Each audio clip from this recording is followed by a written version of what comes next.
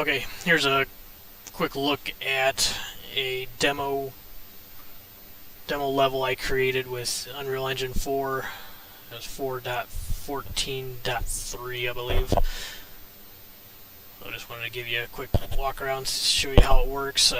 This computer is running a AMD A10 5800. It's a 3.8 gigahertz quad core, and I'm running 8 gig of RAM.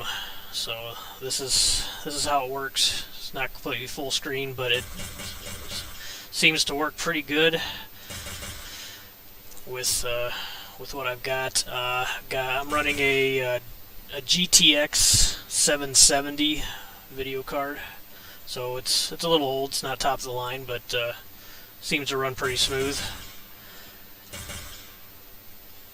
And this is just a default character that comes with the game. I just added all these shapes and that for something to do, and add the textures to it.